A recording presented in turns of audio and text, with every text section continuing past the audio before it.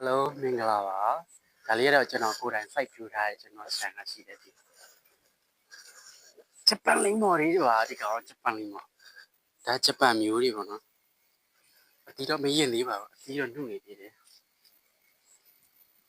အစာကောင်းကောင်းမကျွေးရဘူးပေါ့ခြံနေအပင်ကတော်တော်လေးကိုပြောမလဲ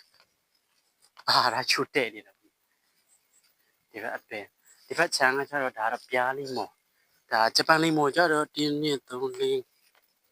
5 6ဂျပန်လိမ္မော်ကတော့7ပင်ကျော်လောက်စိုက်ထားတယ်ဘယ်နှစ်ပင်မှမကြမ်းတော့ဘူး7ပင်တော့မကြည့်တော့ဒီဘက်မှာလည်းအပင်ပုလို့ဆိုမှလည်းအပြီးကောင်းတာဒီအောက်ကဟာတွေလည်းကြည့်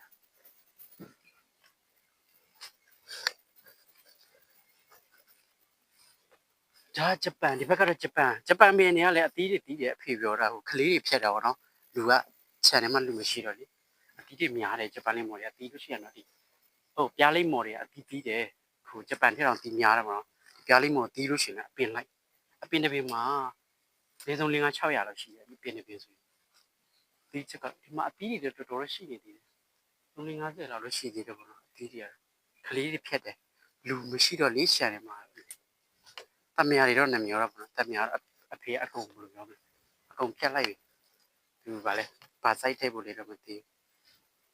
တမယာတွေကလည်းဒီကတိမစားရတော့လေဖေပြောတော့လူလည်းမခုနိုင်ဘူးတဲ့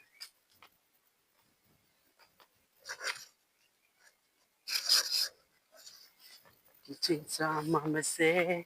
ကြွားနေတယ်တမယာဒီကောင်းနေရောပဲဟိုမှာကျတော့ဝယ်စားဒီမှာကျတော့ခြံနဲ့ဒီလိုဆိုတော့ဒီလုံးတော့လုံးကခုပြောင်းတမယာရေဖြောတောက်မယ်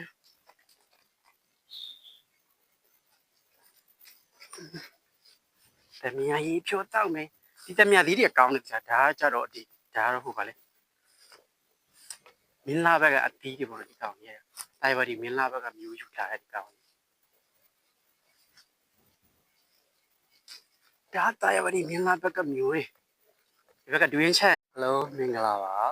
ဒါလေးကတော့ကျွန်တော်ကိုယ်တိုင် site view ထားတဲ့ကျွန်တော်ဆန်ကရှိတယ်ဒီဂျပန်လိမ္မော်လေးပါဒီကောင်ဂျပန်လိမ္မော်ဒါဂျပန်မျိုးတွေပေါ့နော်အတီးတော့မရင်သေးပါဘူးအတီးတော့နှုတ်နေသေးတယ်အစာကောင်းကောင်းမကျွေးရဘူးပေါ့ခြံနေအပင်ကတော်တော်လေးကိုပြောမလဲဒါချွတ်တဲ့နေတာဒီကအပင်ဒီဘက်ခြံကကျတော့ဒါတော့ပြားလိမ္မော်ဒါဂျပန်လိမ္မော်ကျတော့တင်းနှစ်3 4 5 6ဂျပန်လိမ္မော်ကတော့7ပင်ကျော်လောက်စိုက်ထားတယ်ဘယ်နှစ်ပင်မှမကြမ်းတော့ဘူး7ပင်တော့မကြည့်တော့ဒီဘက်မှာလည်း